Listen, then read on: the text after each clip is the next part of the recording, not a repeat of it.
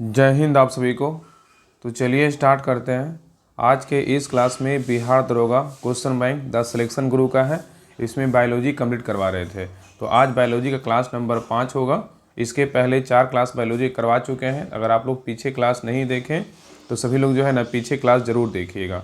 तो चलिए स्टार्ट करते हैं। इसमें जो है ना क्लास नंबर 4 में क्वेश्चन नंबर 111 तक करवा चुके थे, और बाकी आप लोग को बता देते हैं कि इसमें जो है पॉलिटी का सारा जो है ख़त्म हो चुका है। तो अगर आप नहीं देखें पॉलिटी का तो सभी लोग ज़रूर देखिएगा। पेज नंबर 1 से जो है 104 तक ये सारा एक वीडियो में आपको सारा मिल जाएगा। जाके प्लेलिस्ट चेक कीजिएगा। आपका एक क्लास में सारा पॉलिटी जितने भी बिहार दरोगा का शुरू से 2008 से लेके अभी तक जितने भी क्वेश्चन पूछा गया है बिहार दरोगा में पॉलिटी का, वो सारा आपको जो है ना मिल जाएगा। ठीक है, तो चलिए आगे का क्लास कंटिन्यू करते हैं। और इसके पहले अगर क्लास चाहिए, क्वेश्चन नंबर 111 से पहले का चाहिए, तो आप पहले वाले क्लास को देख लीजिएगा, आपको सारा क्लास मिल जाएगा। तो इस क्लास में 111 नंबर क्वेश्चन से कंटिन्यू करेंगे। ठीक है, देखिए यहाँ से कंप्लीट करेंगे क्वेश्चन नंबर 111। हालांकि क्वेश्चन नंबर 111 जो है ना पिछले वाले क्लास में करवा दिए हैं, लेकिन फिर से जो है ना यहाँ से कंप्लीट करते हैं। देखिए आप लोग जो है ना ध्यान पूरी क्लास को देखिएगा और क्लास को अंत तक देखिएगा, तभी जो है क्लास को फ़ायदा होगा। ठीक है, तो देखिए 111 नंबर क्वेश्चन कह रहा है एलर्जन कह रहा है एलर्जन के प्रति सबसे प्रचुर मात्रा में बढ़ने वाला प्रतिरक्षक कौन सा है, बताइए क्या होगा। क्वेश्चन कह रहा है कि एलर्जन के प्रति सबसे प्रचुर मात्रा में बढ़ने वाला प्रतिरक्षक क्या है, बताइए क्या होगा। इसका सही उत्तर होगा ऑप्शन नंबर क्या होगा, तो ए होगा, IgE होगा। क्या होगा, IgE। ठीक है, तो आगे कह रहा है कि एलर्जन के प्रति सबसे प्रचुर मात्रा में बढ़ने वाला प्रतिरक्षक क्या है, IgE है। ठीक है, नेक्स्ट कह रहा है कि एलर्जी उत्पन्न करने वाले पदार्थों को क्या करते हैं, एलर्जेंस भी कहते हैं। तो यहाँ पे कह रहा है कि एलर्जी उत्पन्न करने वाले पदार्थों को क्या कहा जाता है, तो एलर्जेंस कहते हैं। ठीक है, और आगे कह रहा है किसी रोग के बाद शरीर का बढ़ा हुआ प्रतिरक्षण सक्रिय प्रतिरक्षण कहलाता है। तो यहाँ पे कह रहा है कि किसी रोग के बाद शरीर का बढ़ा हुआ प्रतिरक्षण सक्रिय प्रतिरक्षण कहलाता है। और नेक्स्ट है कि एलर्जी प्रतिरक्षण का एक महत्वपूर्ण जो है ना साइड इफेक्ट क्या है, तो इफेक्ट होता है। ठीक है, तो एलर्जी प्रतिरक्षण का एक महत्वपूर्ण साइड इफेक्ट होता है, याद रखिएगा। आगे कह रहा है एलर्जी के बारे में कह रहा है कि कुछ वस्तु जैसे धूल, धुआं, रसायन, कपड़ा, सर्दी इत्यादि किन्हीं विशेष व्यक्तियों के लिए हानिकारक हो जाते हैं और उनके शरीर में विपरीत विपरीत जो है ना विपरीत क्रिया होने लगती है, जिससे अनेक बीमारियां क्या होती है, तो हो जाती है। एग्जाम्पल में क्या है, तो खुजली, फोड़ा, फुंसी, शरीर में सूजन आ जाना और काला दाग और क्या एक्जिमा इत्यादि, ये सभी होता है। ठीक है, नेक्स्ट क्वेश्चन पे आइए। आगे करा है क्वेश्चन 112 करा है कोशिका द्रव क्लोरोप्लास्ट एवं माइटोकॉन्ड्रिया का राइबोसोम क्रमशः है, बताइए कितना होता है। करा कि कोशिका द्रव क्लोरोप्लास्ट एवं माइटोकॉन्ड्रिया का जो राइबोसोम होता है कितना होता है, बताइए। तो 112 का राइट आंसर क्या होगा, ऑप्शन नंबर बी होगा, 80, 70 एवं क्या होगा 70S होता है। तो कोशिका द्रव में क्लोरोप्लास्ट का कितना होता है, 80S होता है। माइटोकॉन्ड्रिया कितना 70S होता है। क्लोरोप्लास्ट यहाँ पे कुछ क्या, कोशिका द्रव, क्लोरोप्लास्ट और माइटोकॉन्ड्रिया का राइबोसोम क्रमशः, तो कोशिका द्रव का कितना होता है, 80S होता है। क्लोरोप्लास्ट का बोले 70S होता है। और माइटोकॉन्ड्रिया कितना होता है, 70 और माइटोकॉन्ड्रिया कितना होता है, 70S होता है। ठीक है, राइबोसोम होता है, याद रखिएगा। नेक्स्ट आइए, यहाँ देखिए कह रहा है कि कोशिका द्रव करेगा कोशिका द्रव क्लोरोप्लास्ट एवं माइटोकॉन्ड्रिया का राइबोसोम क्रमशः 80S, 70S एवं कितना 70S होता है। ठीक है, आगे कह रहा है कि राइबोसोम सजीव कोशिकाओं में पाए जाने वाला बहुत छोटे कण होता है। तो यहाँ पे कह रहा है कि राइबोसोम सजीव कोशिकाओं में पाए जाने वाला क्या होता है, सबसे छोटा कण होता है। ठीक है, और यह प्रोटीन बनाने का मुख्य स्थल है, इसलिए इन्हें भस्म जो है ना भंज का कारखाना कहा जाता है। ठीक है, तो यहाँ पे कह रहा है कि ये जो है ना प्रोटीन बनाने का मुख्य स्थल है, इसे या इन्हें भंज का कारखाना कहा जाता है। ठीक है, आगे कह रहा है कि राइबोसोम का खोज GE पैलार्ड ने किया था। तो क्वेश्चन पूछेगा कि राइबोसोम का खोज किसने किया था, तो GE पैलार्ड ने किया था। ठीक है, और आगे कह रहा है कि राइबोसोम माइटोकॉन्ड्रिया हरित लवक एवं केंद्रक में क्या होते हैं, तो पाए जाते हैं। तो माइटोकॉन्ड्रिया जो होता है, यहाँ पे कह रहा है कि राइबोसोम माइटोकॉन्ड्रिया हरित लवक एवं क्या होता है, केंद्रक में पाए जाता है। ठीक है, आगे देखिए। आगे कह रहा है आकार एवं अवसादन गुणांक के आधार पर राइबोसोम 2 प्रकार के होते हैं। यहाँ क्वेश्चन कह रहा है कि आकार एवं अवसादन गुणांक के आधार पर राइबोसोम कितने प्रकार के होते हैं, तो 2 प्रकार के होते हैं। पहला जो होता है 70S राइबोसोम होता है। इसमें क्या कह रहा है, तो इसका जो है ना इसका आकार क्या होता है, तो छोटा होता है। 70S जो राइबोसोम का आकार होता है क्या होता है, तो छोटा होता है। तथा ये माइटोकॉन्ड्रिया, क्लोरोप्लास्ट एवं क्या है बैक्टीरिया में पाए जाते हैं। ठीक है। और दूसरा क्या है तो 80S राइबोसोम। इसका आकार कैसा होता है, ये आकार में कुछ बड़े होते हैं और उच्च विकसित पौधे एवं जंतुओं कोशिकाओं में क्या होते हैं तो पाए जाते हैं। आगे कह रहा है कि प्रोकैरियोटिक कोशिकाओं में 70S प्रकार के राइबोसोम पाए जाते हैं। ठीक है, याद रखिएगा। यहाँ पे प्रोकैरियोटिक होगा। ठीक है, यहाँ पे प्रोकैरियोटिक कोशिकाओं में क्या होता है तो 70 प्रकार के जो है ना 70 प्रकार के राइबोसोम पाए जाते हैं। आगे करा यूकैरियोटिक, यहाँ पे क्या है यूकैरियोटिक कोशिका में 80 प्रकार के राइबोसोम पाए जाते हैं। ठीक है, तो प्रोकैरियोटिक बोलेगा तो प्रोकैरियोटिक कोशिकाओं में बोलेगा तो कितना होता है 70 प्रकार का राइबोसोम पाया जाता है। अगर यूकैरियोटिक का बात करें तो कितना राइबोसोम पाया जाता है तो 80S प्रकार का जो है ना राइबोसोम पाया जाता है। ठीक है, नेक्स्ट क्वेश्चन पे आइए, कह रहा है कि कटी जली एवं कच्ची सतहों पर कौन से सूक्ष्म जीव पनपते हैं, बताइए। क्वेश्चन कर रहा है कि कटी जली एवं कच्ची सतहों पर कौन से सूक्ष्म जीव पनपते हैं, बताइए क्या होगा। तो 113 का राइट आंसर होगा ऑप्शन नंबर डी, स्टेफाइलोकोकर। ठीक है, तो यहाँ पे कह रहा है कि कटी जली एवं कच्ची सतहों पर कौन से सूक्ष्म जीव पनपते हैं तो स्टेफाइलोकोकर जो है ना पनपते हैं। ठीक है, याद रखिएगा। तो कह रहा है कि कटी जली एवं कच्ची सतहों पर स्टेफाइलोकोकाई सूक्ष्मजीव क्या होते हैं तो पनपते हैं। ठीक है, आगे कह रहा है कि स्टेफाइलोकोकाई ग्राम पॉजिटिव बैक्टीरिया क्या है तो समूह होता है। ठीक है, आगे कह रहा है जीवाणु संक्रामक होते हैं और आमतौर पर एक कट के माध्यम से त्वचा में क्या होते हैं तो प्रवेश करते हैं। तो यहाँ पे कह रहा है कि जीवाणु संक्रामक होते हैं और आमतौर पर जो है ना एक कट के माध्यम से क्या होता है त्वचा में जो है ना प्रवेश करता है। ठीक है, आगे कह रहा है कि बैसिलस सीरस एक जीवाणु बनाने वाला क्या है तो जीवाणु है। बैसिलस सीरस एक जीवाणु बनाने वाला एक क्या है जीवाणु है जो आमतौर पर मिट्टी, भोजन और समुद्री स्पंज में क्या होता है तो पाया जाता है। तो यहाँ पे कह रहा है कि बैसिलस सीरस एक क्या है बीजाणु बनाने वाला क्या है जीवाणु है। बैसिलस सीरस जो है एक बीजाणु बनाने वाला क्या है जीवाणु है जो आमतौर पर मिट्टी, भोजन, समुद्री स्पंज में क्या होता है तो पाया जाता है। ठीक है, आगे कह रहा है कि साल्मोनेला टाइफी जो है ना जीवाणु है जो टाइफाइड बुखार क्या होता है तो कारण बनता है। नेक्स्ट है क्लोस्ट्रीडियम बोट्यूलियम, कह रहा है क्लोस्ट्रीडियम बोट्यूलिनम एक अवायवीय क्या है जीवाणु है जो विशिष्ट न्यूरोटॉक्सिसिटी वाले प्रोटीन का क्या है तो उत्पादन करता है। ठीक है, आगे देखिए, यहाँ से देखिए नेक्स्ट ईयर का जो है ना प्रीवियस ईयर पेपर स्टार्ट हुआ है। तो देखिए बिहार पुलिस अवर निरीक्षक प्रारंभिक जो परीक्षा हुआ था सेकेंड शिफ्ट का 26/12/2021 में जितनी भी बायोलॉजी का क्वेश्चन पूछा गया है यहाँ से जो है ना स्टार्ट है। देखिए 114 नंबर क्वेश्चन कह रहा है कि निम्नलिखित में से कौन सी धातु हमारे मानव शरीर में रक्त का थक्का बनाने के लिए क्या है उत्तरदायी है, बताइए क्या होगा। क्वेश्चन कह रहा है कि निम्नलिखित में से कौन सी ऐसी धातु है जो हमारे मानव शरीर में रक्त का थक्का बनाने में क्या होता है उत्तरदायी होता है, बताइए क्या होगा। तो 114 का राइट आंसर क्या होगा ऑप्शन नंबर डी, कैल्शियम है। क्या है तो कैल्शियम है। ठीक है, तो यहाँ पे कह रहा है कि रक्त के जमाव के लिए कैल्शियम या आयन का क्या होता है आवश्यक होता है। रक्त के जमाव के लिए किसका आवश्यक होता है तो कैल्शियम, इसी को आयन का क्या होता है बोल सकते हैं आवश्यक होता है। और कैल्शियम आयन के साथ मिलकर थ्रोम्बिन एंजाइम एवं फाइब्रिन बनाता है। ठीक है, तो कह रहा है कि कैल्शियम आयन के साथ मिलकर थ्रोम्बिन एंजाइम फाइब्रिन बनाता है जो रक्त को क्या करता है जमा देता है। ठीक है, और नेक्स्ट कह रहा है कि यह रक्त का थक्का जमाने के लिए विटामिन के साथ मिलकर क्या करता है तो काम करता है। नेक्स्ट है सोडियम के बारे में। सोडियम के बारे में कह रहा है कि यह एक इलेक्ट्रोलाइट है जो मांसपेशियों और तंत्रिका तंत्र के कार्यों को क्या है तो महत्वपूर्ण है।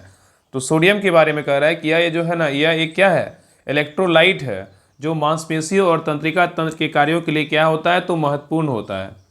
आगे कह रहा है यह मानव के रक्तचाप को बनाए रखने में क्या करता है तो मदद करता है। ठीक है, आगे कह रहा है कि सोडियम की कमी से हाइपोनेट्रीमिया रोग हो जाता है। ठीक है, तो क्वेश्चन पूछेगा कि हाइपोनेट्रीमिया रोग किसकी कमी से होता है तो सोडियम की कमी से होता है। ठीक है, तो हाइपोनेट्रीमिया रोग किसकी कमी से होता है तो सोडियम की कमी से होता है। नेक्स्ट है क्लोरीन। क्लोरीन के बारे में कह रहा है कि क्लोरीन का उपयोग एंटीसेप्टिक और पानी की सफाई के रूप में किया जाता है। ठीक है, तो कह रहा है क्लोरीन का उपयोग कहाँ करते हैं तो क्लोरीन का उपयोग एंटीसेप्टिक और पानी की सफाई के रूप में किया जाता है और यह शरीर के पीएच को बनाए रखने में क्या होता है तो सहायक होता है। ठीक है, नेक्स्ट है पोटेशियम के बारे में। तो कह रहा है पोटेशियम के बारे में कह रहा है यह कोशिका के समान कार्य में क्या करता है, तो मदद करता है, और मांसपेशियों के संकुचन और तंत्रिका संकेतों को क्या करता है, नियंत्रित करता है। नेक्स्ट है कह रहा है पोटेशियम के बारे में कह रहा है, यह हृदय की धड़कन को क्या करता है, नियंत्रित करता है। और नेक्स्ट है विटामिन B12 में क्या होता है, कोबाल्ट पाया जाता है। तो क्वेश्चन पूछेगा विटामिन B12 में क्या पाया जाता है, तो कोबाल्ट जो है ना विटामिन B12 में पाया जाता है। और विटामिन B12 का रासायनिक नाम पूछेगा तो क्या होगा, साइनोकोबालमीन है, और इसकी कमी से शरीर में रक्त की कमी हो जाती है। ठीक है, तो यहाँ पे क्वेश्चन पूछेगा कि विटामिन B12 में क्या पाया जाता है, तो कोबाल्ट पाया जाता है। और विटामिन B12 का रासायनिक नाम क्या है, तो साइनोकोबालमीन है। और विटामिन B12 कमी से क्या होता है, तो शरीर में रक्त की जो है ना कमी हो जाती है। ठीक है, आगे कह रहा है कि विटामिन K की कमी से रक्त का थक्का नहीं जमता है। और विटामिन K का रासायनिक नाम पूछेगा तो क्या होता है, फ्यूलोक्विनोन होता है। ठीक है, तो याद रखिएगा कि विटामिन K की कमी से रक्त का थक्का नहीं जमता है, और विटामिन K का रासायनिक नाम पूछेगा तो क्या होता है, फ्यूलोक्विनोन होता है। ठीक है, और विटामिन K की कमी से हीमोफीलिया रोग हो जाता है। तो क्वेश्चन यहाँ पूछेगा हीमोफीलिया रोग किस विटामिन की कमी से होता है, तो विटामिन K की कमी से होता है। ठीक है, और आयरन की कमी से एनीमिया रोग हो जाता है। ठीक है, नेक्स्ट क्वेश्चन पे आइए कह रहा है कैल्शियम कमी से बच्चों में होता है, क्या होता है बताइए, कैल्शियम की कमी से बच्चों में क्या होता है, कौन सा रोग होता है बताइए। तो कैल्शियम कमी से बच्चों में क्या होता है, रिकेट्स होता है। क्या होता है, रिकेट्स होता है। ठीक है, तो कह रहा है कि रिकेट्स को सूखा रोग भी कहा जाता है। यह बीमारी विटामिन D, कैल्शियम और फास्फोरस की कमी से होती है। ठीक है, जो रिकेट्स होता है ये विटामिन D या कैल्शियम फास्फोरस की कमी से होता है, और यह एक जो है ना बचपन की बीमारी है जो हड्डियों को नरम और कमज़ोर कर देती है। ठीक है, जिससे उनके मुड़ने और टूटने की क्या होती है, संभावना बढ़ जाती है। ठीक है, चलिए आगे देखिए। आगे कह रहा है कि कैल्शियम की कमी से होने वाला रोग कौन कौन है। देखिए पहला क्या है, तो हाइपोक्लेमिया। पहला जो कैल्शियम कमी से कौन सा रोग होता है, हाइपोक्लेमिया होता है। तो इसके बारे में कह रहा है कि हाइपोक्लेमिया में मांसपेशियों में ऐंठन के साथ साथ पैर या चेहरे में सुन्नता या झनझनी होती है। ठीक है, तो हाइपोक्लेमिया की कमी से क्या होता है, इसमें क्या होता है, तो हाइपोक्लेमिया में मांसपेशियों में ऐंठन के साथ साथ पैर या चेहरे में सुन्नता या झनझनी होती है। ठीक है, और नेक्स्ट है ऑस्टियोपोरोसिस। ऑस्टियोपोरोसिस में क्या होता है, तो इसके कारण हड्डियों में छिद्रनुमा हो जाता है तथा यह हड्डियों को नाजुक और क्या करती है, तो भंगुर बना देती है। कौन, ऑस्टियोपोरोसिस। ठीक है, और नेक्स्ट कह रहा है कि बच्चों में विटामिन K की कमी से रतौंधी रोग होता है, और आयरन की कमी से एनीमिया रोग हो जाता है। ठीक है, चलिए आगे देखिए। नेक्स्ट कह रहा है कि विभिन्न देशों में कई लोगों को प्रभावित करने वाली बीमारी को क्या कहा जाता है बताइए। क्वेश्चन कह रहा है कि विभिन्न देशों में कई लोगों को प्रभावित करने वाला बीमारी को क्या कहा जाता है, तो क्या होगा, 116 का सही उत्तर क्या होगा, ऑप्शन नंबर D होगा, सर्वव्यापी महामारी कहा जाता है। तो यहाँ पे बहुत इंपॉर्टेंट क्वेश्चन है, कह रहा है कि विभिन्न देशों में कई लोगों को, यहाँ बोल रहा है कई लोगों को प्रभावित करने वाली बीमारी को क्या कहा जाता है, तो सर्वव्यापी महामारी कहा जाता है। ठीक है, महामारी नहीं बोलेंगे, सर्वव्यापी महामारी कहा जाता है। ठीक है, चलिए आगे देखिए। आगे करा विभिन्न देशों में कई लोगों को प्रभावित करने वाली बीमारी को सर्वव्यापी महामारी, इसी को पेंडेमिक कहा जाता है। एंडेमिक क्या होता है, जिसको क्या बोलेंगे हिंदी में, अस्थानिक बोलेंगे। वह चीज़ है जो किसी विशेष लोगों या देश से क्या होता है, संबंधित होता है। आगे कह रहा है कि आउटब्रेक या किसी को हिंदी में क्या बोलेंगे, प्रकोप बोलेंगे। इसके बारे में कह रहा है स्थानिक मामलों की संख्या को प्रत्याशित से अधिक प्रत्याशित से क्या है, अधिक वृद्धि है। ठीक है, और यह किसी नए क्षेत्र में एकल मामला भी हो सकता है। यदि इसे शीघ्र नियंत्रित नहीं किया गया तो इसका प्रकोप महामारी बन सकता है। ठीक है, चलिए आगे देखिए। नेक्स्ट है एपिडेमिक। महामारी क्या है, तो कह रहा है कि यह एक ऐसी बीमारी है जो किसी समुदाय, आबादी या क्षेत्र में बड़ी संख्या में लोगों को क्या करता है, प्रभावित करता है। उसी को क्या बोलते हैं, महामारी या तो एपिडेमिक बोलते हैं। ठीक है, तो कह रहा है कि एपिडेमिक क्या है, महामारी क्या है, तो महामारी ऐसी एक बीमारी है जो किसी समुदाय, आबादी या क्षेत्र में बड़ी संख्या में लोगों को प्रभावित करता है। उसी को क्या कहते हैं, महामारी कहा जाता है। ठीक है, आगे देखिए पेंडेमिक। इसको क्या बोलेंगे, हिंदी में सर्वव्यापी महामारी कहेंगे। ठीक है, तो पेंडेमिक के बारे में बोल रहा है कि यह एक ऐसी महामारी है जो कई देशों या महाद्वीपों में क्या है, फैलती है। और इसी के बारे में कह रहा है जिस बीमारी के फैलाव और प्रसार की कोई सीमा नहीं रह गई है और वैश्विक रूप से उसका प्रभाव पड़ने लगा हो, उसे क्या कहेंगे, सर्वव्यापी महामारी कहते हैं। ठीक है, जैसे कोरोना आया था। ठीक है, ये क्या है, तो पेंडेमिक था। एक बार क्या था, पेंडेमिक था। इसी को हिंदी में क्या बोलेंगे, तो सर्वव्यापी महामारी कहेंगे। ठीक है, जैसे देखिए और है क्या है, एंडेमिक, उसके बाद क्या होता है, आउटब्रेक होता है, उसके बाद एपिडेमिक होता है, उसके बाद क्या बोलेंगे, इसको पेंडेमिक कहेंगे। ठीक है, चलिए आइए, एंडेमिक, आउटब्रेक, एपिडेमिक और क्या है, पेंडेमिक। चलिए आगे देखिए। नेक्स्ट क्वेश्चन है, कर अधिकांश रोगाणुकारक सूक्ष्मजीव किस ताप पर अधिकांश वृद्धि करते हैं, बताइए। क्वेश्चन कर रहा है कि अधिकांश रोगाणुकारक सूक्ष्मजीव किस ताप पर अधिकांश वृद्धि करते हैं, तो क्या होगा, इसका राइट आंसर होगा ऑप्शन नंबर बी, 37 डिग्री क्या होगा, तो सेल्सियस होगा। ठीक है, तो आगे कह रहा है अधिकांश रोगाणुकारक सूक्ष्मजीव 37 डिग्री सेल्सियस पर वृद्धि करते हैं और विकल्प के अनुसार कह रहा है। आगे कह रहा है कि रोग उत्पन्न करने वाले ऐसे सूक्ष्मजीवों को रोगाणु अथवा रोगजनक कहते हैं। ठीक है, रोगाणुकारक सूक्ष्मजीव 20 से 45 डिग्री सेल्सियस के बीच अधिकतम वृद्धि करते हैं और मनुष्य में रोग उत्पन्न करने वाले जीव श्वास द्वारा, पेयजल एवं भोजन द्वारा शरीर में क्या करते हैं, तो प्रवेश करते हैं। ठीक है, तो यहाँ पे कह रहा है कि मनुष्य में रोग उत्पन्न करने वाले जीव श्वास द्वारा, पेयजल एवं भोजन द्वारा शरीर में क्या होता है, तो प्रवेश करते हैं। ठीक है, आगे देखिए।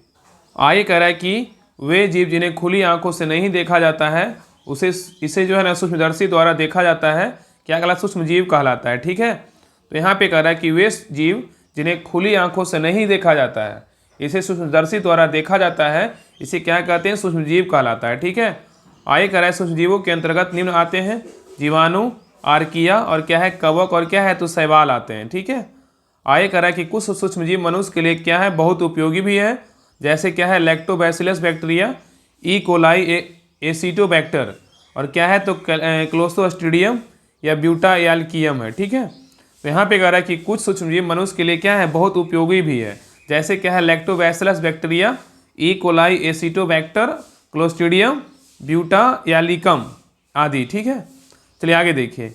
आगे कर अधिकांश रोगाणु कारक सूक्ष्मजीव 41 से क्या है, 135 डिग्री फ़ारेनहाइट के बीच तापमान सीमा में सबसे तेजी से क्या होते हैं, तो बढ़ते हैं। तो यहाँ पे कह रहा है कि अधिकांश रोगाणु कारक सूक्ष्मजीव 41 से 135 डिग्री फ़ारेनहाइट के बीच तापमान सीमा में सबसे तेजी से क्या है, तो बढ़ते हैं। इसे डेंजर जोन के रूप में जो है ना जाना जाता है। ठीक है, आगे देखिए कह रहा है कि तापमान सूक्ष्मजीव वृद्धि को प्रभावित करता है और समान तौर पर कम तापमान पर रोगाणु धीमी गति से क्या होते हैं, तो बढ़ते हैं। और आगे कह रहा है उच्च तापमान पर रोगाणु अधिक तेजी से क्या है, तो होते हैं, तो बढ़ते हैं। ठीक है, नेक्स्ट क्वेश्चन पे यही कह रहा है कोशिका झिल्ली में सर्वाधिक प्रचुर लिपिड है, क्या है, बताइए। कोशिका झिल्ली में सर्वाधिक प्रचुर लिपिड क्या है, तो 118 का सही उत्तर क्या होगा, बताइए।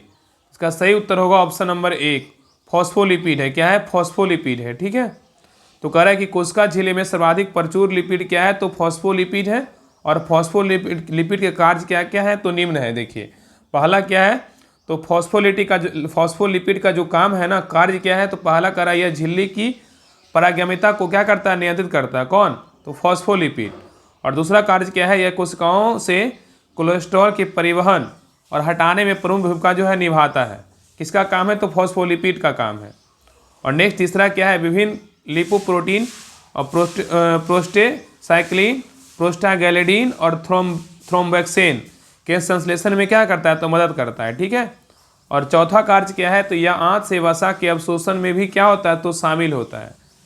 नेक्स्ट कह रहा है कि कोशिका में किस प्रकार की झिल्ली सबसे प्रचुर मात्रा में होती है, तो क्या होगा, एंडोप्लाज्मिक रेटिकुलम होता है। ठीक है, यहाँ पे क्वेश्चन के अनुसार दिया हुआ है कोशिका में किस प्रकार की झिल्ली सबसे प्रचुर मात्रा में होती है, तो एंडोप्लाज्मिक रेटिकुलम होता है। ठीक है, चलिए आगे देखिए। कह रहा है कि पानी कोशिकाओं में सबसे प्रचुर मात्रा में पाया जाने वाला क्या है, तो अणु है। तो यहाँ कह रहा है कि पानी कोशिकाओं में सबसे प्रचुर मात्रा में पाया जाने वाला क्या है, तो अणु है। और आगे कह रहा है ग्लाइकोलिपिड्स कोशिका झिल्ली संरचना के लिपिड बाइलेयर का एक क्या है, महत्वपूर्ण घटक है। ठीक है, नेक्स्ट क्वेश्चन पे आइए। आगे कह रहा है कि डैश रुधिर में पैदा होने वाले सूक्ष्म जीवों को फंसाकर रुधिर निस्यंदक फिल्टर के रूप में काम करता है, बताइए कौन काम करता है। कह रहा है कि डैश मतलब कौन सा है, रुधिर में पैदा होने वाले सूक्ष्म जीवों को फंसाकर रुधिर निस्यंदक मतलब फिल्टर के रूप में काम करता है। तो कौन करता है, तो प्लीहा करता है। कौन करता है, प्लीहा। तो प्लीहा रुधिर में पैदा होने वाले सूक्ष्म जीव को फंसाकर रुधिर के रूप में क्या करता है, निस्यंदक के रूप में काम करता है। तो इसके आगे कह रहा है कि प्लीहा रुधिर में पैदा होने वाले सूक्ष्म जीवों को फंसाकर रुधिर निस्यंदक फिल्टर के रूप में काम करता है। और प्लीहा का मुख्य कार्य आपके रक्त के लिए फिल्टर के रूप में कार्य करना होता है। और यह पुरानी विकृत या क्षतिग्रस्त लाल रक्त कोशिकाओं को पहचानता है और क्या होता है, तो हटाता है। ठीक है, और प्लीहा रक्त की गुणवत्ता नियंत्रित करती है। ठीक है, तो प्लीहा क्या करती है, प्लीहा रक्त की गुणवत्ता को क्या करता है, नियंत्रण करता है। ठीक है, आगे देखिए। आगे कह रहा है कि यकृत मानव शरीर की सबसे क्या है, बड़ी ग्रंथि है।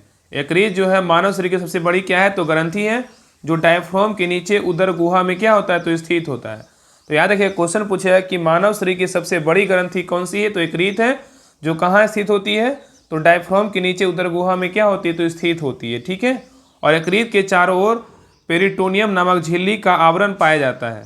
तो यकृत के चारों तरफ क्या पाया जाता है तो पेरिटोनियम नामक झिल्ली का आवरण पाया जाता है, ठीक है। नेक्स्ट है लसिका ग्रंथि। लसिका ग्रंथि किसे कहेंगे, तो इसे जो है ना लिम्फ नोड्स भी कहते हैं। लसिका ग्रंथि को क्या बोलते हैं, लिम्फ नोड्स भी कहते हैं। और लसिका ग्रंथि का उद्देश्य प्रतिजन को ट्रैप करना होता है, ठीक है।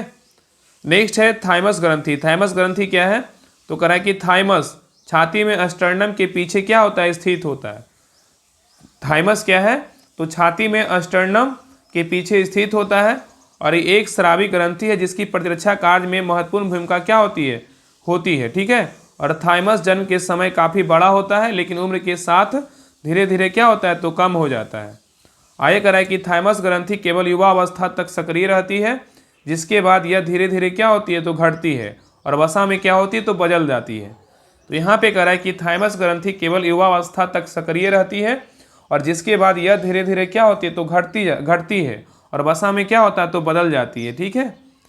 नेक्स्ट क्वेश्चन पे आइए। आगे कह रहा है कि माइकोटॉक्सिन उत्पादित होते हैं, बताइए किसके द्वारा।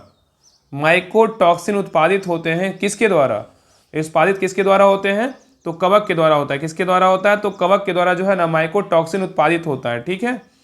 तो कह रहा है कि माइकोटॉक्सिन विभिन्न फसलों और खाद्य पदार्थों जैसे कि अनाज, नट, मसाले, सूखे फल, सेब, कॉफी और सेब में अक्सर गर्म और आर्द्र परिस्थितियों में क्या होते हैं तो बढ़ते हैं, ठीक है। और आगे कह रहा है यह मोल्ड कवक द्वारा उत्पादित विषाक्त पदार्थ होते हैं और यह स्वाभाविक रूप से भोजन में क्या होते हैं तो पाए जाते हैं। नेक्स्ट कह रहा है कि यह मनुष्यों और जानवरों दोनों के लिए क्या है एक गंभीर स्वास्थ्य का खतरा होता है, ठीक है। नेक्स्ट है माइकोटॉक्सिन अस्परजिलिस अल्टरनेरिया। कह रहा है कि माइकोटॉक्सिन अस्परजिलिस अल्टरनेरिया, फ्यूरोसारियम और पेनिसिलियम इत्यादि क्या है कवकों से उत्पन्न होते हैं, ठीक है। और कवकों के अध्ययन को क्या बोलते हैं माइकोलॉजी कहा जाता है। तो कवकों का अध्ययन क्या कहलाता है माइकोलॉजी कहलाता है। और कवक की कोशिका भित्ति काइटिन की बनी होती है। तो कवक की कोशिका भित्ति किसकी बनी होती है तो काइटिन की बनी होती है। और कवक में संचित भोजन ग्लाइकोजन के रूप में क्या होता है तो जमा होता है।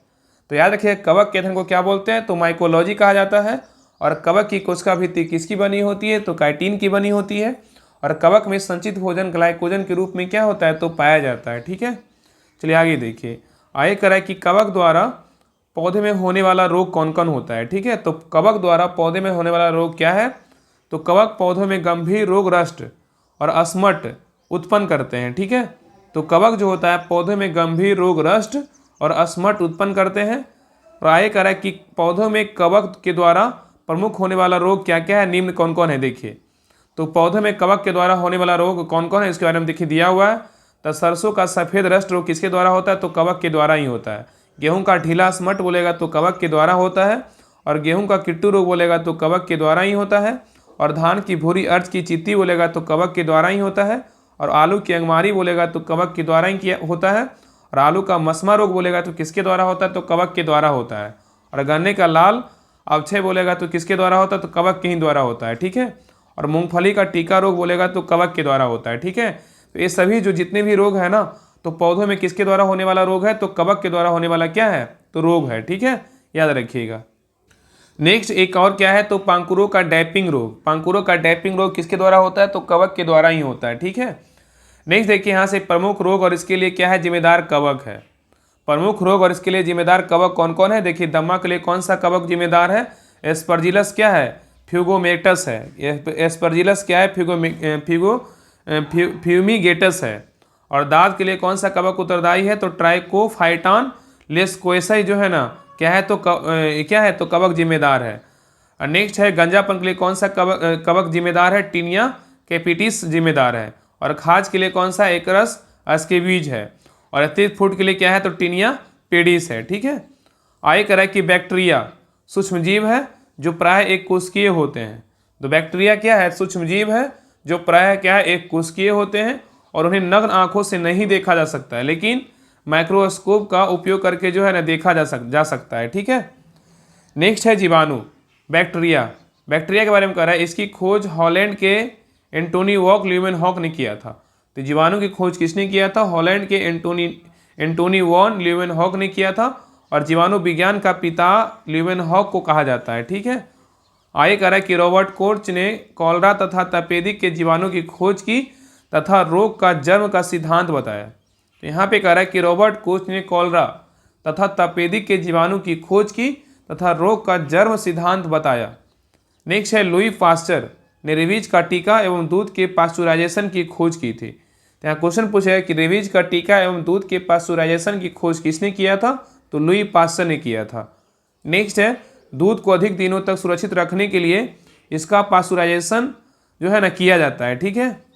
नेक्स्ट है नॉस्टक एनाबीना नामक साइनोबैक्टीरिया वायुमंडल की नाइट्रोजन का क्या स्थिरीकरण करते हैं? तो नॉस्टक एनाबीना नामक साइनोबैक्टीरिया वायुमंडल की नाइट्रोजन का क्या करते हैं? स्थिरीकरण करते हैं। और नेक्स्ट है एजोवैक्टर, और क्या है? एजो अस्पाइरिलम तथा क्लोस्ट्रीडियम जीवाणु की कुछ क्या है जातियां स्वतंत्र रूप से क्या है मिट्टी में निवास करती है। वह मिट्टी के कणों के बीच स्थित वायु के नाइट्रोजन का क्या करता है? स्थिरीकरण करती है। ठीक है। चलिए आगे देखिए। नेक्स्ट है राइजोबियम तथा डी राइजोबियम तथा डी राइजोबियम इत्यादि जीवाणु की जातियां ल्यूग्यूमिनेसी मटर के कुछ पौधों की जड़ों में क्या होती है? तो रहती है, और वायुमंडलीय नाइट्रोजन का स्थिरीकरण क्या करती है। ठीक है। तो यहाँ पे कह रहा है कि राइजोबियम तथा डी राइजोबियम इत्यादि जीवाणु की जातियां ल्यूग्यूमिनेसी के पौधे की जड़ों में रहती है और वायुमंडलीय नाइट्रोजन का स्थिरीकरण करती है। और आगे कह रहा है कि विषाणु की खोज किसने किया? इवानोव्स्की ने किया था। ठीक है। चलिए आगे देखिए, मिलान करना है, इसको मिलाना है। बताइए इसमें क्या होगा? इसमें मिलान करना है। बताइए माइटोकॉन्ड्रिया क्या होगा? माइटोकॉन्ड्रिया क्या होता है? तो दोहरी झिल्ली होता है। क्या होता है? दोहरी झिल्ली होता है। माइटोकॉन्ड्रिया क्या होता है? दोहरी झिल्ली होता है। और राइबोसोम क्या होता है? तो जो है ना, राइबोसोम क्या होता है? झिल्ली विहीन होता है। क्या होता है? झिल्ली विहीन होता है।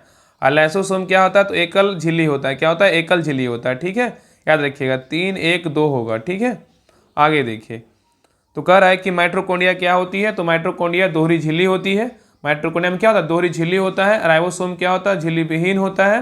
और लाइसोसोम में क्या होता है? एकल झिल्ली होता है। ठीक है। तो माइटोकॉन्ड्रिया में दोहरी झिल्ली होती है, राइबोसोम में झिल्ली विहीन होती है, इसमें झिल्ली होता ही नहीं है। और लाइसोसोम में क्या होता है? एक झिल्ली होती है। ठीक है। चलिए आगे देखिए, कह रहा है यूकैरियोटिक कोशिकाओं के कोशिका द्रव में अनेक सूक्ष्म गोलाकार छड़ या कण के आकार की संरचनाएं पाई जाती है जिन्हें माइटोकॉन्ड्रिया कहते हैं। ठीक है। तो माइटोकॉन्ड्रिया किसे कहते हैं? तो यूकैरियोटिक कोशिकाओं के कोशिका द्रव में अनेक सूक्ष्म गोलाकार छड़ कण के आकार की संरचना पाई जाती है, जिसे क्या बोलते हैं? माइटोकॉन्ड्रिया कहते हैं। ठीक है। आगे कह रहा है कि माइटोकॉन्ड्रिया की खोज कोलिकर तथा अल्टमान ने किया था। तो यहाँ पे कह रहा है कि माइटोकॉन्ड्रिया की खोज किसने किया था? कोलिकर तथा अल्टमान ने किया था। और यह कोशिका का क्या है? श्वसन स्थल होता है। नेक्स्ट है माइटोकॉन्ड्रिया कोशिकाओं की मुख्य ऊर्जा एडेनोसिन ट्राइफॉस्फेट एटीपी का क्या करता है? उत्पादन करता है। तो कह रहा है कि माइटोकॉन्ड्रिया कोशिकाओं की मुख्य ऊर्जा एडेनोसिन ट्राइफॉस्फेट का उत्पादन करता है, और एटीपी का निर्माण माइटोकॉन्ड्रिया में होता है। तो एटीपी का निर्माण कहाँ होता है? तो माइटोकॉन्ड्रिया में होता है, जिसे एनर्जी करेंसी ऑफ सेल कहा जाता है। ठीक है। आगे कह रहा है कि माइटोकॉन्ड्रिया को बिजली घर या पावर हाउस सेल या कोशिका का शक्ति केंद्र भी कहा जाता है। तो माइटोकॉन्ड्रिया क्या बोलते हैं? बिजली घर भी कहा जाता है, पावर हाउस ऑफ सेल भी कहा जाता है, कोशिका का शक्ति केंद्र भी कहा जाता है। ठीक है। आगे कह रहा है कि माइटोकॉन्ड्रिया बैक्टीरिया तथा नीले हरे शैवालों की कोशिकाओं को छोड़कर पौधे तथा जंतुओं की समस्त जीवित कोशिकाओं में क्या होता है? तो पाया जाता है। तो यहाँ कह रहा है कि माइटोकॉन्ड्रिया बैक्टीरिया तथा नीले हरे शैवालों की कोशिकाओं को छोड़कर पौधे तथा जंतुओं की समस्त जीवित कोशिकाओं में क्या होता है? तो पाया जाता है। ठीक है। आगे कह रहा है कि डीएनए केंद्र के अलावा माइटोकॉन्ड्रिया एवं हरित लवक में पाया जाता है। तो डीएनए केंद्र के अलावा माइटोकॉन्ड्रिया एवं हरित लवक में पाया जाता है। और नेक्स्ट है कह रहा है कि लाइसोसोम का निर्माण गोल्जी क्वाय अथवा अंतःद्रवी जलिका से होता है। ठीक है। तो यहाँ पे कह रहा है कि लाइसोसोम का निर्माण गोल्जी क्वाय अथवा अंतःद्रवी जलिका से क्या होता है? तो होता है। नेक्स्ट है राइबोसोम।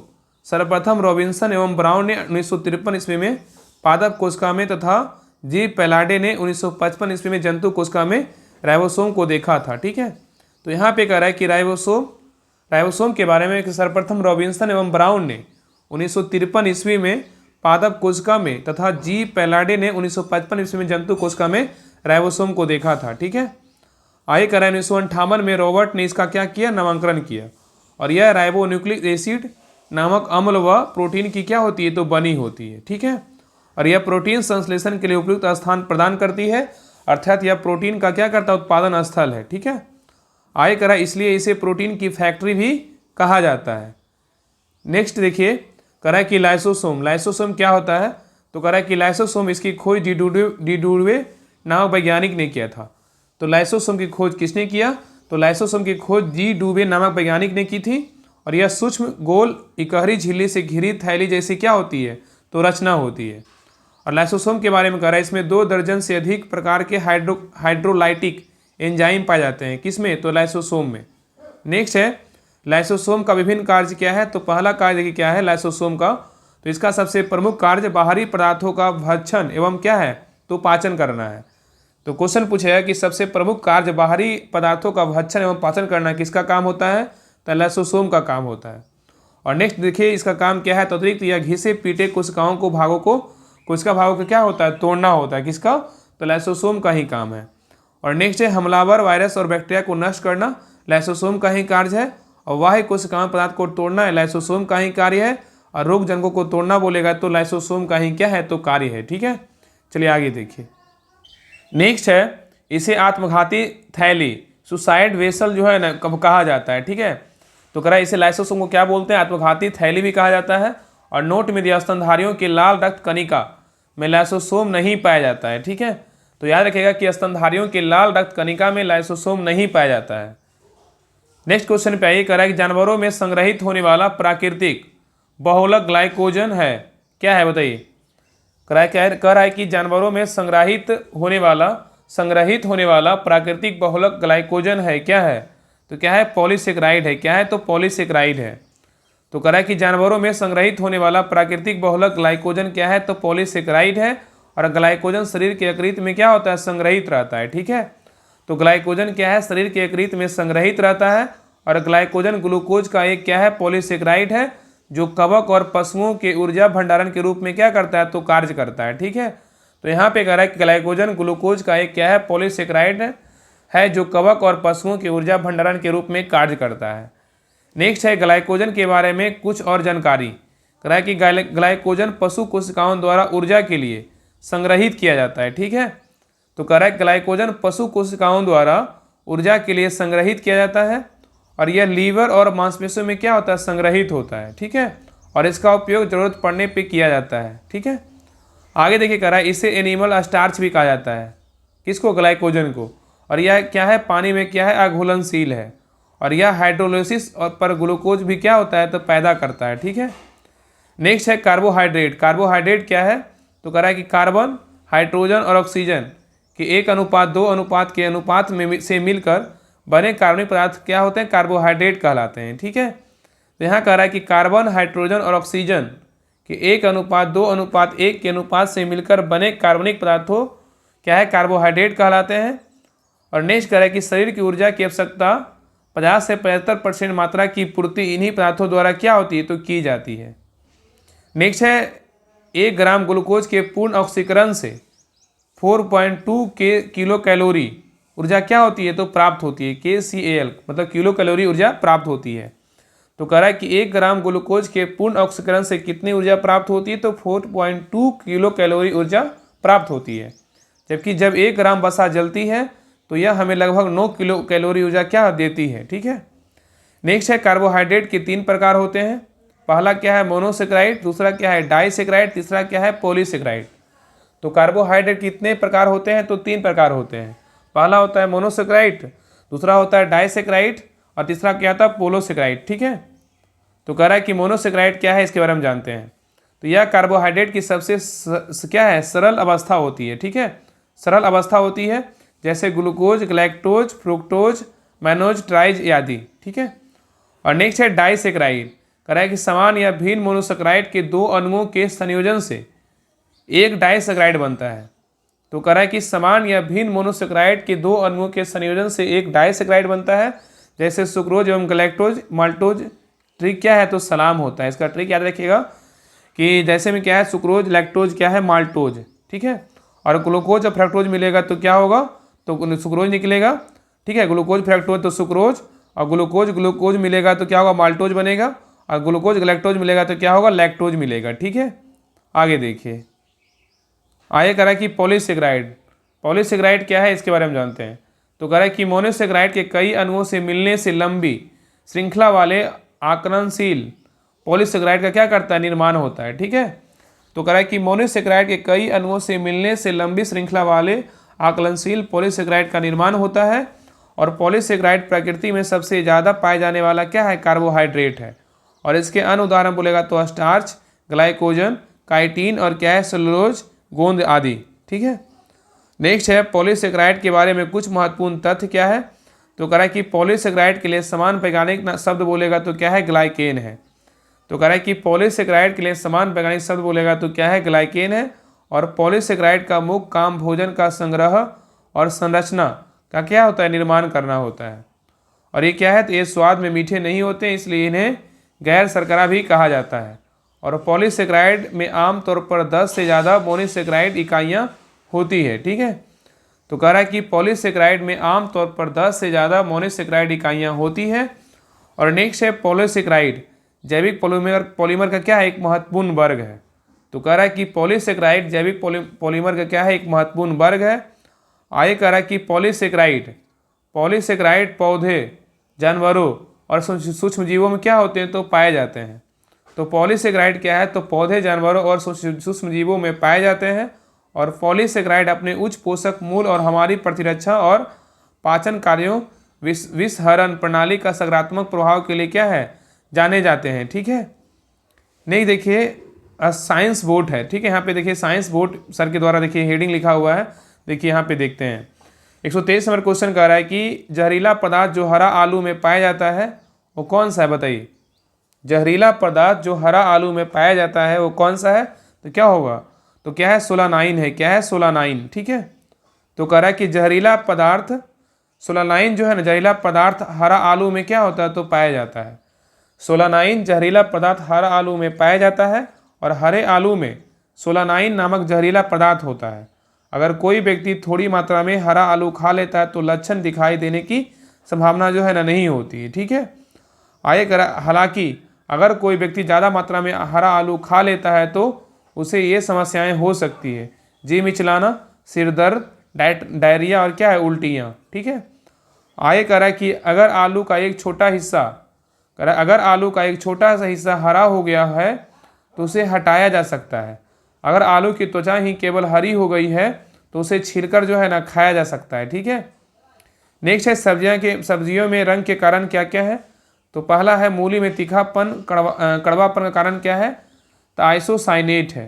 क्वेश्चन पूछेगा कि मूली में तीखापन या कड़वापन का कारण क्या है, तो क्या है, आइसोसाइनेट है।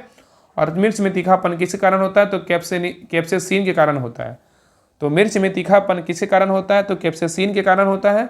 और गाजर में नारंगी रंग बोलेगा तो कैरोटीन कारण होता है। और गाजर में लाल रंग बोलेगा तो एंथोसाइनिन कारण होता है। और प्याज में लाल रंग बोलेगा तो कैप्सेनीथिन के कारण होता है, याद रखिएगा, ठीक है। तो मूली में तीखापन कड़वापन का कारण बोलेगा तो आइसोसाइनेट, मिर्च में तीखापन बोलेगा तो कैप्सेसिन, और गाजर में नारंगी रंग बोलेगा तो कैरोटीन, गाजर में लाल रंग बोलेगा तो एंथोसाइनिन, और प्याज में लाल रंग बोलेगा तो कैप्सेनीथिन होता है, ठीक है। आगे नेक्स्ट देखिए, कर क्वेश्चन नंबर 24 कर रहा है कि निम्नलिखित में से कौन सा एंजाइम मानव शरीर में स्टार्च के पाचन से क्या है संबंधित है, बताइए। क्वेश्चन कर रहा है निम्नलिखित में से कौन सा एंजाइम मानव शरीर में स्टार्च के पाचन से क्या है संबंधित है, बताइए क्या होगा। इसका सही उत्तर होगा ऑप्शन नंबर सी, एमाइलेज है। क्या है, एमाइलेज। तो कह रहा है कि एमाइलेज एंजाइम मानव शरीर में स्टार्च के पाचन से क्या है संबंधित है। और मानव शरीर में स्टार्च के पाचन से जुड़ा एंजाइम बोलेगा तो क्या है, एमाइलेज है। और इसे टाइलिन के नाम से जाना जाता है। आगे कह रहा है एमाइलेज स्टार्च को ग्लूकोज और माल्टोज में क्या है, तो तोड़ देता है। तो कह रहा है कि एमाइलेज स्टार्च को ग्लूकोज और माल्टोज में तोड़ देता है। और पैंक्रेटिक एमाइलेज अग्नाशय द्वारा क्या होता है, स्रावित किया जाता है, ठीक है। नेक्स्ट है लाइपेज। कह रहा है कि लाइपेज वसाओं को वसीय अम्ल तथा ग्लिसरॉल में क्या करता है, बदलता है। तो लाइपेज वसाओं को वसीय अम्ल तथा ग्लिसरॉल में बदलता है। और पेप्सिन या भोजन के प्रोटीन को पेप्टॉन तथा पॉलीपेप्टाइड में क्या करता है, बदल देता है। तो कह रहा है कि पेप्सिन यह भोजन के प्रोटीन को पेप्टोन तथा पॉलीपेप्टाइड में बदल देता है। और नेक्स्ट है एमिलोपेप्सिन वर्ण को माल्टोज शर्करा में क्या करता है, तो बदल देता है। और माल्टोज को ग्लूकोज में बदलता है। माल्टोज को क्या करता है, ग्लूकोज में बदलता है। और कार्बोहाइड्रेट का पाचन मुख्य गुहा से प्रारंभ हो जाता है, ठीक है। और प्रोटीन का पाचन पेट से शुरू होता है। और वसा का पाचन कहाँ से होता है, पेट से शुरू होता है। तो याद रखिएगा कि इमेलोपेप्सिन वर्ण जो है ना माल्टोज को शर्करा में बदल देता है। और माल्टेज क्या करता है, तो माल्टेज जो है ना माल्टोज को ग्लूकोज में बदल देता है। और कार्बोहाइड्रेट का पाचन कहाँ से होता है, प्रारंभ होता है, तो मुख गुहा से प्रारंभ होता है। और प्रोटीन का पाचन पेट से शुरू होता है। और वसा का पाचन बोलेगा तो पेट से शुरू होता है। प्रोटीन और वसा का जो पाचन होता है ना, वो पेट से ही शुरू होता है, ठीक है। आगे देखिए, आयक रहा क्लोरोजाइनिनॉल तथा टर्पिनॉल का मिश्रण किस रूप में कार्य करता है, बताइए। क्लोरोजाइनिनॉल तथा टर्पिनियॉल का मिश्रण किस रूप में कार्य करता है, बताइए क्या होगा। तो रोगाणुरोधक के रूप में जो है ना कार्य करता है, ठीक है। तो करा क्लोरोजाइनिनॉल तथा टर्पिनॉल का मिश्रण रोगाणुरोधक के रूप में कार्य करता है। और यह मिश्रण डेटॉल के नाम से जो है ना जाना जाता है। और डेटॉल एक क्या है, तो एक जो है ना एंटीसेप्टिक है। करा इसका इस्तेमाल त्वचा की रक्षा करने के लिए, घाव को धोने के लिए और सूक्ष्मजीवों को मारने के लिए किया जाता है। किसका उपयोग, डेटॉल जो है ना, डेटॉल का, ठीक है। आगे करा रोगाणुरोधक, यह क्या है, प्रतिरोधी, एंटीसेप्टिक। रोगाणुरोधक के बारे में कर रहा है, ये सूक्ष्मजीवों का विकास रोकते हैं या उन्हें नष्ट कर देते हैं। एग्जाम्पल में क्या है, क्लोरामीन है, म्यूरोक्रोम है, किनोल आयोडीन है, पैरामेसिन है, सोफामाइसिन है, ठीक है। आगे देखिए, नेक्स्ट है AMR, एंटी माइक्रोबियल रेसिस्टेंस। रोगाणुरोधी क्या है, प्रतिरोध। तो कह रहा है रोगाणुरोधी प्रतिरोध AMR तब होता है जब बैक्टीरिया, वायरस, फंगस, परजीवी समय के साथ रूप में क्या होता है, बदलते हैं। उन पर दवाओं का असर होना क्या होता है, तो बंद हो जाता है। आगे करा इससे संक्रमण का इलाज करना मुश्किल हो जाता है और बीमारी फैलने, गंभीर रोग और मृत्यु का क्या होता है, खतरा बढ़ जाता है, ठीक है। आगे देखिए, नेक्स्ट है प्रतिजैविक। प्रतिजैविक क्या है, तो करा ऐसे रासायनिक पदार्थ होते हैं जो सूक्ष्मजीवों से क्या होते हैं, उत्पन्न होते हैं। तो कह रहा है कि प्रतिजैविक के बारे में बोल रहा है, एंटीबायोटिक्स के बारे में कह रहा है कि ऐसे रासायनिक पदार्थ होते हैं जो सूक्ष्मजीवों में क्या होते हैं, से उत्पन्न होते हैं, ठीक है। और ये अन्य सूक्ष्मजीवों को नष्ट कर बीमारियों को क्या करते हैं, रोकथाम करते हैं। और आम बोलचाल में प्रतिजैविक या एंटीबायोटिक एक पदार्थ या यौगिक है जो जीवाणुओं को मार डालता है या उसके विकास को क्या करता है, रोकता है, ठीक है। आगे कह रहा है कि प्रतिजैविक औषधियाँ कुछ निश्चित जीवाणुओं, क्या कर रहा है कि प्रतिजैविक औषधियाँ कुछ निश्चित जीवाणुओं के मॉडल्स, फंजाई या बैक्टीरिया आदि से क्या होता है, बनाई जाती है। नेक्स्ट है प्रतिजैविक के कुछ उदाहरण क्या है, तो कौन कौन है, देखिए पहला क्या है, टेट्रासाइक्लिन है, क्लोरोफेनिकॉल है, पेनिसिलिन है, स्ट्रेप्टोमाइसिन है, अमोक्सिलिन है, एरिथ्रोमाइसिन है। और नेक्स्ट है डॉक्सीसाइक्लिन। और नेक्स्ट है मेट्रोनिजाडोल। और क्या है, सेफ्लेक्सिन है, ठीक है। ये सब क्या है, तो प्रतिजैविक के क्या है, उदाहरण है, ठीक है। आगे कह रहा है जीवाणुओं द्वारा उत्पन्न अधिकांश एंटीबायोटिक्स क्या है, पॉलीपेप्टाइड है। तो कह रहा है कि जीवाणुओं द्वारा उत्पन्न अधिकांश एंटीबायोटिक्स क्या है, पॉलीपेप्टाइड है। तो क्या है, स्ट्रेप्टोमाइसिन, क्लोरोमाइसिटिसिन इत्यादि, ठीक है। नेक्स्ट है दर्दनाशक या एनाल्जेसिक। दर्दनाशक या इसको क्या बोलेंगे, एनाल्जेसिक कहेंगे। तो कह रहा है ऐसे औषधियों का उपयोग दर्द को दूर करने में किया जाता है, जैसे paracetamol, aspirin, morphine, codeine, ibuprofen, NSAID। और क्या है, एमिट्रिप्लाइन। और क्या है, गबापेंटीन है, ठीक है। ये सब क्या है, दर्दनाशक के क्या है, उदाहरण है, ठीक है। नेक्स्ट क्वेश्चन पे आइए। आगे कह रहा है कि आयरन की कमी से क्या होता है, बताइए। आयरन की कमी से क्या होता है, तो आयरन की कमी से क्या होता है, आयरन की कमी से क्या होता है, एनीमिया होता है। क्या होता है, एनीमिया होता है, ठीक है। तो आयरन की कमी से क्या होता है, एनीमिया होता है। विटामिन सी की कमी से क्या होता है, स्कर्वी होता है। और विटामिन सी का रासायनिक नाम पूछेगा तो क्या है, एस्कॉर्बिक अम्ल है। और विटामिन B1 का बोलेगा तो रासायनिक नाम क्या है, थायमीन की कमी से क्या होता है, बेरी रोग होता है। और विटामिन ए बोलेगा तो रेटिनॉल की कमी से क्या होता है, रतौंधी रोग होता है। और विटामिन के बोलेगा तो क्या होता है, फ्यूलोक्विनोन इसका रासायनिक नाम होता है। और विटामिन के की कमी से रक्त का थक्का ना बन पाता है। ये सब क्या है, तो कमी है, ठीक है। और विटामिन B3 कमी से क्या होता है, पेलाग्रा रोग होता है। और विटामिन डी को जो है ना कैल्सी फेलोर कहा जाता है। और विटामिन डी की कमी से रिकेट्स या ऑस्टियोमेलेसिया रोग होता है। ठीक है, चलिए आगे देखिए, यहाँ से बोटनी है। ठीक है, क्वेश्चन नंबर 127 कह रहा है कि निम्नलिखित में से किस पादप में परागकण एलर्जी कारक है, बताइए। कह रहा है निम्नलिखित में से किस पादप के परागकण एलर्जी के कारक है, बताइए क्या होगा। क्या होगा, पार्थेनियम। क्या होगा, पार्थेनियम। ठीक है, तो कह रहा है कि पार्थेनियम पादप के परागकण एलर्जी कारक है। पार्थेनियम क्या है, तो पार्थेनियम पादप के परागकण एलर्जी का कारक है और परागकण से होने वाला फीवर को है जो है ना हे फीवर भी कहते हैं। ठीक है, और हे फीवर के अन्य कारण निम्नलिखित हैं। पहला क्या है, मौसम में बदलाव के कारण क्या है, हे फीवर का ही क्या है, तो कारण है। ठीक है, दूसरा क्या है, तो ठंडा और भारी खाना खाने से, और नेक्स्ट है लाइफ स्टाइल के कारण से। ठीक है, और नेक्स्ट कह रहा है कि परागकण में पुष्प या पुंकेसर का नर प्रजनन भाग होता है।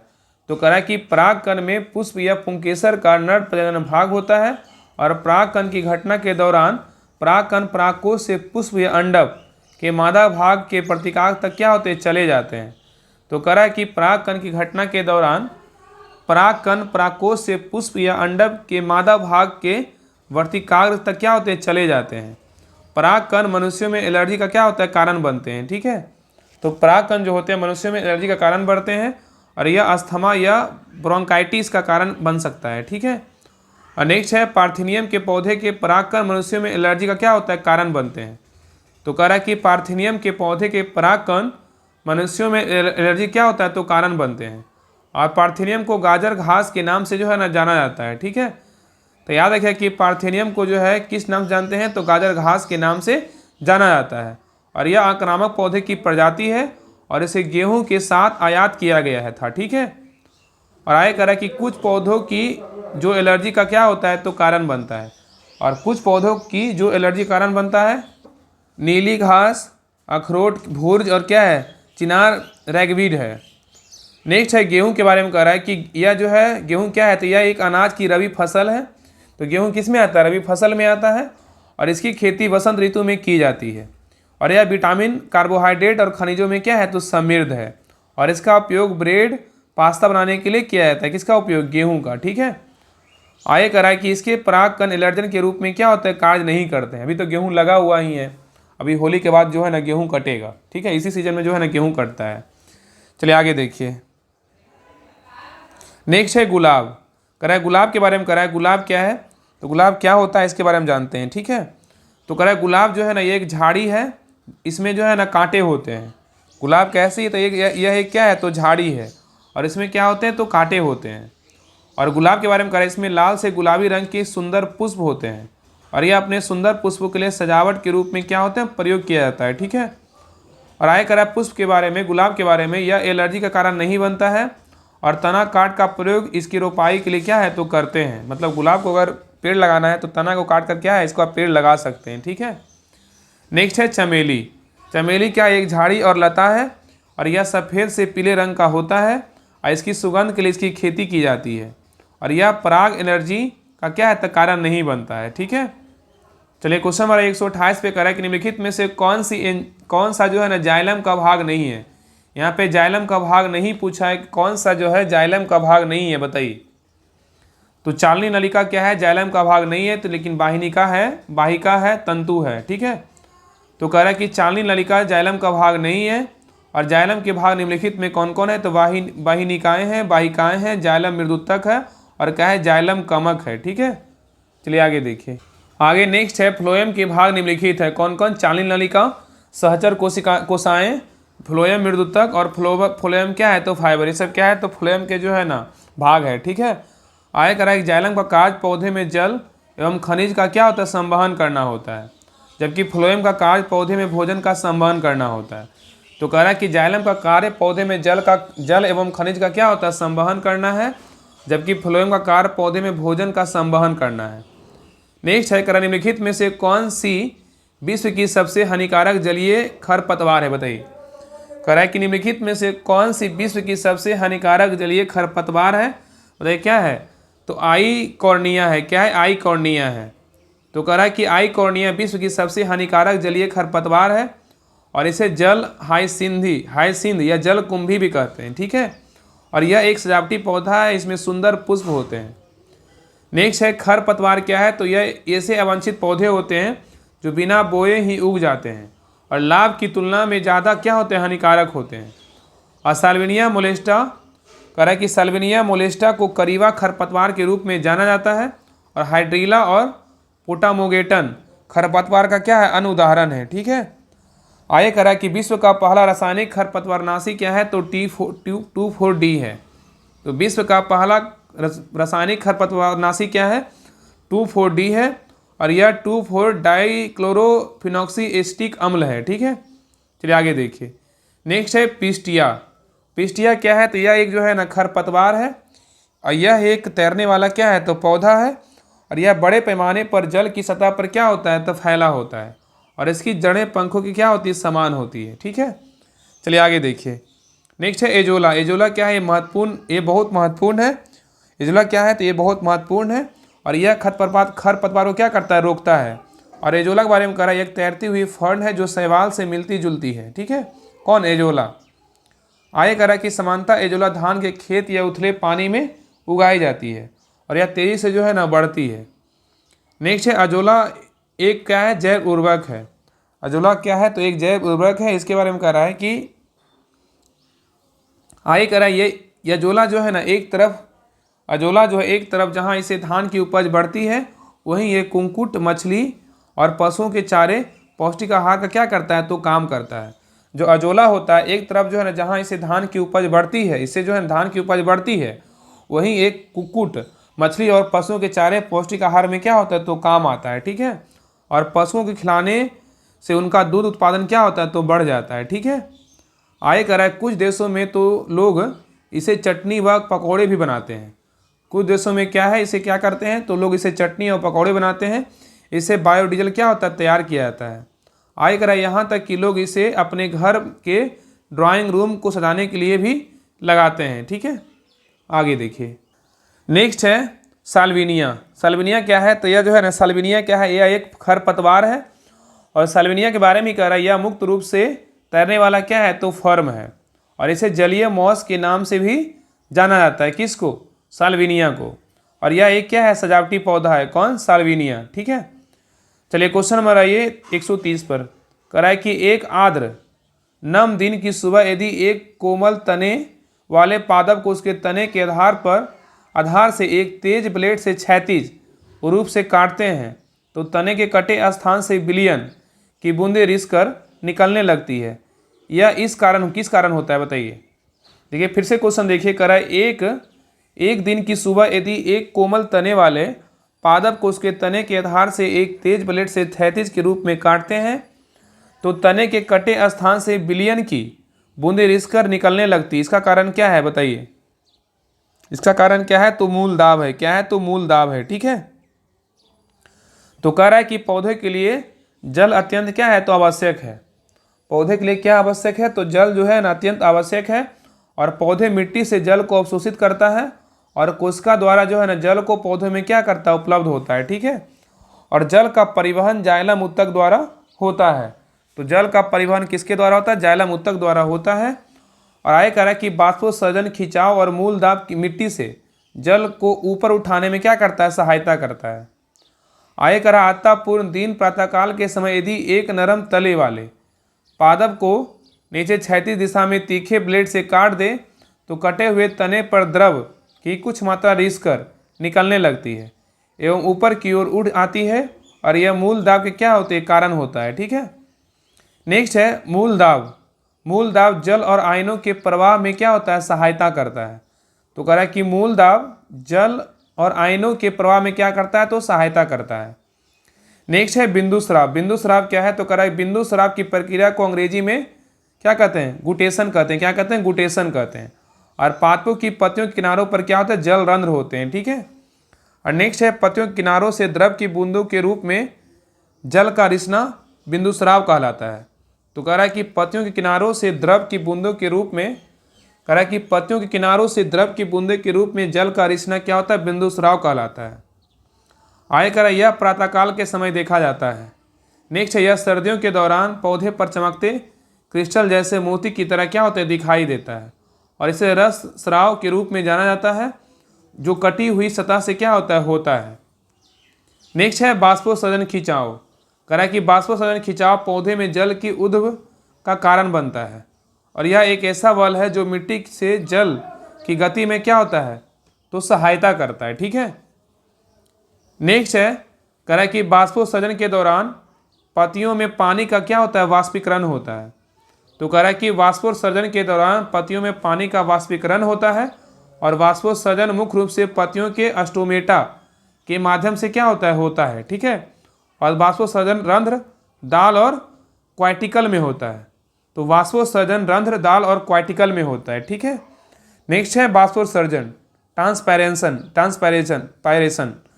तो कह रहा है कि पौधों द्वारा अनावश्यक जल को वाष्प के रूप में शरीर से क्या होता है, बाहर निकालने की क्रिया को जो है ना बाष्पोत्सर्जन कहा जाता है। ठीक है, जैसे पेड़ पौधे मिट्टी से जिस जल का अवशोषण करते हैं उसके केवल थोड़े से अंश का ही पादप के शरीर में क्या होता है, उपयोग होता है। ठीक है, और शेष अधिकांश जल पौधे द्वारा वाष्प के रूप में जो है ना शरीर से बाहर निकाला जाता है।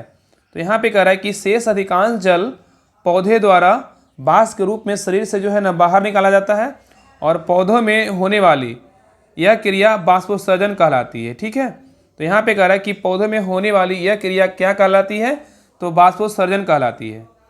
आगे है कि बाष्पोत्सर्जन की दर को एक यंत्र द्वारा मापा जा सकता है।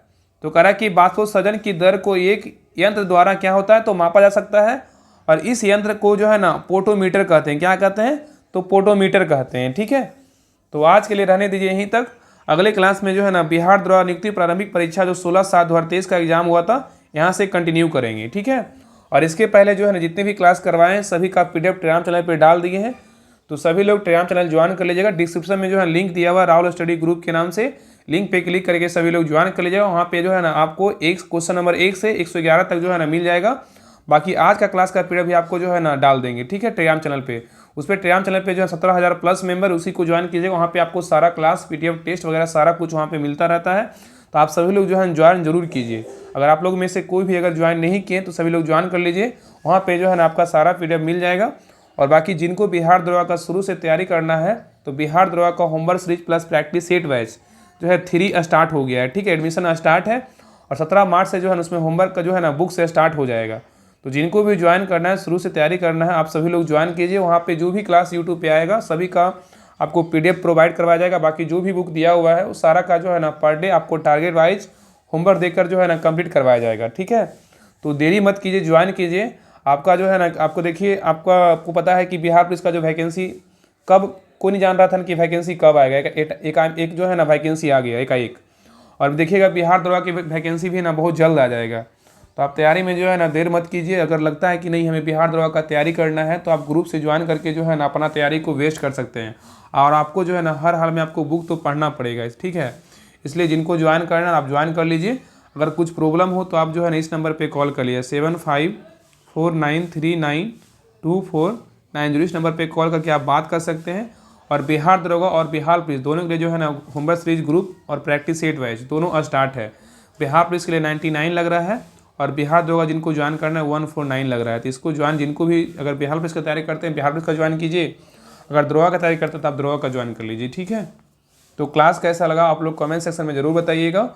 और इसके पहले जितनी भी क्लास आप लोग का छूट गया है सभी लोग क्लास को देख लीजिएगा। और बाकी PDF के लिए सभी लोग टेलीग्राम चैनल ज्वाइन कर लीजिएगा। वहाँ पे आपका स्टडी मटेरियल सारा कुछ और टेस्ट और क्लास सभी कुछ आपका वहीं पे मिलता है राहुल स्टडी ग्रुप पे।